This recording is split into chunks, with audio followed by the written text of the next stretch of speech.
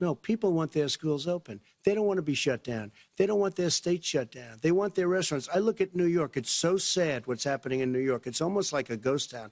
And I'm not sure it can ever recover what they've done in New York. People want their places open. They want to get back to their lives. They'll be careful, but they want their schools open. I'm the one that brought back football. By the way, I brought back Big Ten football. It was me, and I'm very happy to do it.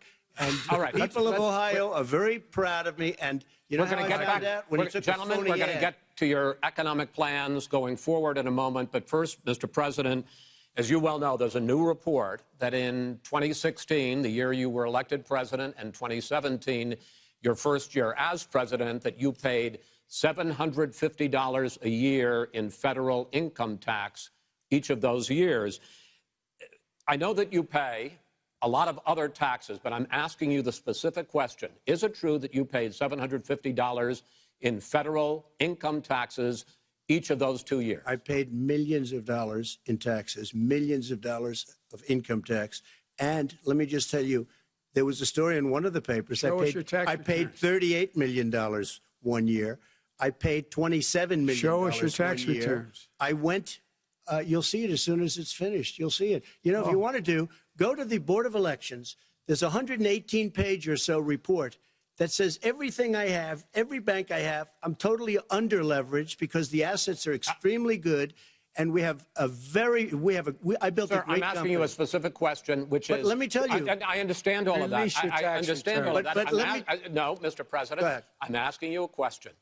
Will you tell us how much you paid in federal income taxes in 2016 and 2017? Millions of dollars. You paid millions of dollars? Millions of dollars, So yes. not $750? Millions of dollars, and you'll get to see it. And you'll get to see it. But let me just tell you, Chris, let me just tell you something, that it was the tax laws. I don't want to pay tax. Before I came here, I was a private developer. I was a private business people. Like every other private person, unless they're stupid, they go through the laws, and that's what it is. He passed a tax bill that gave us all these privileges for depreciation and for tax credits. We build the building and we get tax credits, like the hotel on Pennsylvania Avenue. You get a massive, which, by the way, was given to me by the Obama administration, if you can believe that. Now, the man got fired right after that happened. But Vice President Biden, you want to respond? Yeah, I do want to respond. Look, the tax code that made him, put him in a position that he pays less tax than a school teacher on the money a school teacher makes, is because of him he says he's smart because he can take advantage of the tax code. And he does take advantage of the tax code. That's why I'm going to eliminate the Trump tax cuts. And I'm going to eliminate those tax cuts and make sure that we invest in the people who, in fact, need the help.